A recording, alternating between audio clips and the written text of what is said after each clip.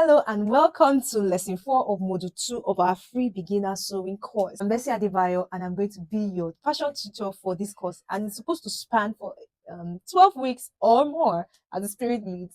So in this lesson, I just thought to add this extra lesson to this module. I originally designed it in such a way that every week we'll have a new module, but as need arises, we'll be introducing new lessons to the modules so that you can have the best experience of this knowledge that you are getting. So make sure you lock in for this. It's still going to be a theory class, and in the next lesson will be a new module where we're going to be drafting our basic skirts. Yes, so I hope you've gotten your pattern paper. I'll always keep reminding you. And I'll be talking about the community. The community has currently been closed, but whenever you're going to be coming across this video, make sure you check if the community is open. Our community, our paid community for every beginner series that wants to be accountable, that wants to learn without pressure of doing it alone, and you want to, work on, you want to work on structured projects together with other people. Sounds like what you would love to do. Click the link in the description of this video and join the wait list. Okay, now in this module, we're going to be talking about 20 terms every beginner sewist must know.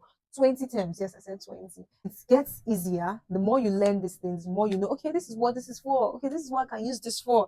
So that when somebody will be saying, you just need a little bit of seam allowance, and you're like, what is that? So we are all learning. We're all learning, and I need you to pay attention to this class, right? Pay attention so that you'll be able to talk like a sewist pro from now on. Let's get right into it. The first one is seam. And if before now, okay, you know what we're going to do? Leave in the comments among these 20, how many do you already know before now? It's for only beginners, just beginners. If you're not a beginner, don't oppress the beginners, okay? If you already know up to 10, then that's a good pass mark. So let's start talking about the first one. The first one is seam, a seam line. What is a seam line? It is the line where pieces of fabric are stitched together. So this is a seam line. This is a seam line. This is a seam line. I'm showing you seam lines on my dress. So that is a seam. Where two pieces of fabric are stitched together, this is a seam. Now, what is the seam allowance? Right inside the seam, we have the allowance, we have the space on your fabric where we leave, so that when you are sewing, you don't cut exactly on where your seam is going to be. You give an allowance so that when you sew, there is a little bit of space inside so that the fabric will not become too tight when you wear it. Okay, seam allowance, it leaves an allowance. When you draft your pattern, you draft directly on where you've taken your measurements, and then give a seam allowance. So usually we give minimum of half-inch seam allowance, 1-inch seam allowance. You can give as much as 2-inch seam allowance. So all of this clothes that you see me wearing now, there is allowance right inside. There is seam allowance right inside it for stitching. Okay, now let's go to number 3. What is number 3? Number 3 is hem. Hem is the finished edge of a garment. The finished edge of a garment. This is my hem. This is an edge. This is an edge. This is a hem. So where will you find hems? I've already told you. At the bottom of your sleeves, the bottom of your dresses, your blouse, your trousers, your skirt. So that is where you would find hem. If you do not hem your garment, your outfits will start to fray. So this hemming that we are talking about is to prevent fraying, so that your fabric doesn't start to fray in the long run. That is what hemming does. Let's go to number 4. Number 4 is back stitch or reverse stitch. If we remember, in our first lesson I talked about a reverse stitch. I remember vividly. Reverse stitch is done on your machine, and it is used to lock your stitch after sewing. If you do not do a reverse stitch, your stitches will begin to lose, and you don't want your stitches to lose. So you have to do a reverse stitch, or we call it a back stitch. It is what you do to prevent your stitches from coming loose. Number 5, we have the grain line, and this one is on your fabric. Okay, when you have the fabric, we have grain line, we have bias. Bias is at 45 degree. When you fold your fabric into a triangle and it stands at 45 degree or 90 degree, that is your bias. Let's not jump. Let's talk about the grain line. This is strictly for every woven fabric. It does not apply for knit fabrics, but every woven fabric has a grain line, has a direction in which the fabric was woven.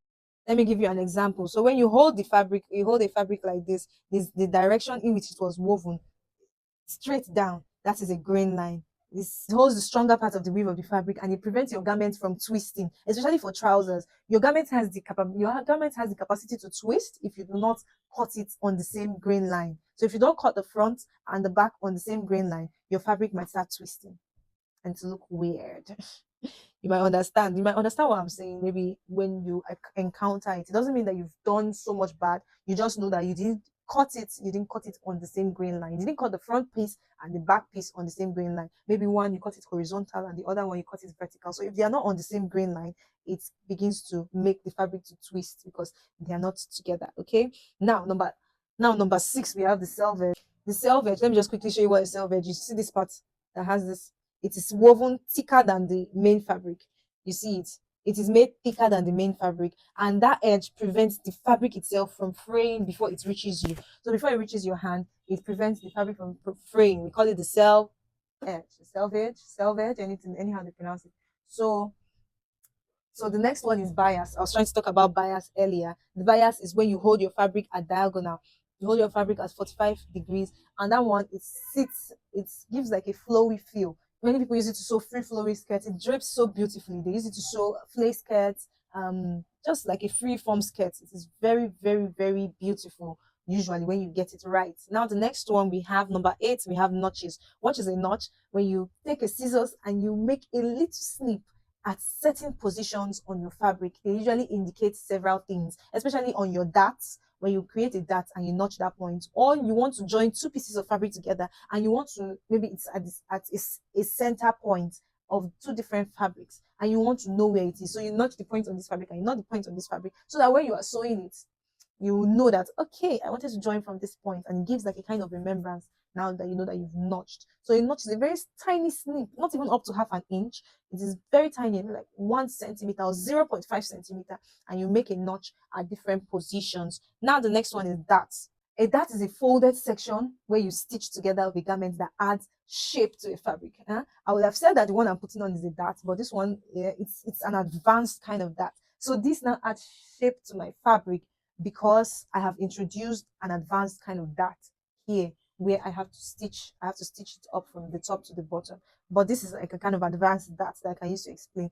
Our body is not 1D, our body is not 2D like the pattern paper. So our body is different from the body is 3D is different from drafting on the pattern paper. So you have to add that to make sure that it's the outfit fits to the uniqueness of the body. And the next one is ease. Ease is the little allowance added on your fabric to make it comfortable to wear. See, there is no in this my blouse. There is no ease actually. I have unzipped the fabric a few times, and this just gives it like a kind of fitting. There is no ease on this outfit, but on trousers, I'll put an extra maybe like 0.5, maybe like 0.5 centimeter ease so that it makes it sit on the body instead of being too fitted and too tight that it becomes uncomfortable to wear.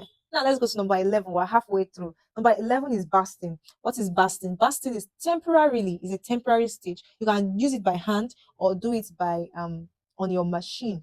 It is a temporary long stitch that joins two fabrics together. So it lets you check the fitting before you do the permanent sewing. So you can say you want to make a skirt and you can just use hand to sew the sides. So you check it out before you do the permanent sewing. Now, number 12, we have top stitch. So when you join a seam like this, you can make a top stitch on top of the seam that will be visible, or you can do it on the inner part. So that adds strength. It serves two purposes. Number one, it can add strength to the seam. It will make it not to come loose easily, or it can be used as a decorative stitch. You can check your jeans to probably understand what I'm talking about. There's a lot of top stitch on top of your jean trousers, top stitch in different colors. So that is like it's that in that jean, it serves two purposes in the jean. It strengthens the stitch so that it will not come loose easily. Jean and go through thick and thin, and also it serves as a decorative design because usually they use brown thread or another color of thread to make that top stitch. Now number 13, we have pressing. Pressing is not the same as ironing. Pressing is what you do. Yes, you use your iron to do pressing, quite all right, but pressing is what you do at intervals after you finish sewing. So for instance, now for the outcome of this outfit, I pressed every stitch here, I pressed it, every stitch here, I pressed it before I turned it outside to the out of the fabric, and then I ironed it, and then I pressed it before I ironed it. So you see, there's a lot of process that goes into the sewing of the fabric. So when you are sewing, you have to press. A pressed outfit The difference between an outfit that is pressed and an outfit that is not pressed, whether it is a professional that sews it or a beginner that sews it, you will know the difference right away, immediately. I can even bring some outfits that I sewed from start to finish without pressing, and I can bring an outfit that I did that I pressed. You'll see the difference clearly, even for someone who has gone far. So pressing is an important part of your sewing process, very important part. I need to know that pressing is highly different from ironing. Okay. Now interfacing, we've talked about different types of interface. Interfacing basically is adding an extra layer inside. I hope you remember that we talked about building a house, what it looks like in is it lesson in lesson 2 in this second module. We talked about building a house. Interfacing is the strength of a fabric. There's interface inside this fabric. That's why you see that it has a form of strength to it. So if I just sewed it like that, it won't have the kind of structure that I'm looking for. So let's talk about the next one, lining. Is a lining is the inner layer of a garment. So you can use the same fabric to create a lining, just like this. You see, this is the lining, this is the inner part. But I don't want to show you the inside of my fabric. Also, I used the same crepe as the lining of my fabric. A lining is the inner part of the fabric of your outfit. It hides your raw seams, it hides the seam, it looking all unfinished. Your lining hides all of those. It gives you a professional look. It makes it much more cleaner. Okay. Next one is right side and wrong side. Okay, so this is a perfect example of a right side. So you see, this is the right side of the fabric where you can see it clearly, and this is the wrong side, which is plain. So this fabric was printed on and they printed on just one side. So you see, this is the wrong side facing you, and this is the right side facing you. So in some fabrics, it's very, very difficult to tell. Very difficult to tell. So usually you have to use the self edge. Remember when we talked about the self edge? You have to use the self edge to know which side is the front and which side is the back. Now let's talk about the raw edge. A raw edge is any cut of fabric that has not been finished. So a raw edge can be found inside. Maybe if you do a full lining in your outfit, maybe in your armhole, you can have a raw edge there. So basically what we do to a raw edge is that we weave it. We can do like a zigzag cutting there, or you can use a bias to turn it, or you weave the inside. It is left like that on its own. It begins to fray over time and it can come inside the main fabric, and you don't want that, do you? So number 18, we have gathering. Gathering, you can use your machine to gather, you can use your hand to gather. What is gathering? Gathering is sewing long stitches, long and loose stitches, okay? And then you gently pull on the thread. When you gently pull on the thread, it forms a gather. The next one, we have stitch length. A stitch length, this has to do exclusively with your sewing machine. The shorter your stitch length, the tighter the stitch length. Listen to me. The shorter your stitch length, the tighter the stitch length. The longer your stitch length, that is the length between one stitch and the other. When you're sewing a straight line, the length between where the needle enters one stitch and the next entrance where the needle enters the next stitch, that is what we call your stitch length. So sometimes you see that your stitch length might be big. When your stitch length is big, your sewing is loose. Your stitches are loose. But when your stitch length is shorter, it means that your stitches are firm. They're more firmer. And the last but not the least, we have fabric nap. Let's talk about this one. Is very, very unique to some fabrics. If you know what a velvet fabric is, I didn't show us what a velvet fabric is because I do not have one on ground. But a velvet fabric basically looks like it's hairy, kind of. When you feel it in your skin, you can feel the hair moving forward and backward as you move it. And then a velvet fabric and similar fabrics like velvet, they usually have like an angle, a place that they face. So if you are holding a velvet fabric from the self edge, you're holding the top of the self edge and you cut like this. And then you now turn the fabric and then cut like this again. While the fabric is turned, you have created two different colors. There are two different shades on that same fabric. Usually, you might not know this until you are done. And then you see that like one shade is facing this way and the other shade is facing this way. So it usually occurs on velvet fabric. So we call it fabric nap. So it means that you have to be very conscious about cutting on your grain line and cutting towards the self edge. If you're going to maintain that, you maintain that. If you're going to maintain the horizontal way, you have to maintain it all through so that except you want to do a design, so that you do not ruin what you have created. So this is a brief explanation on 20 terms that I expect that you should know We learn every day. So keep learning, keep growing, and see you in the next module. Bye, guys.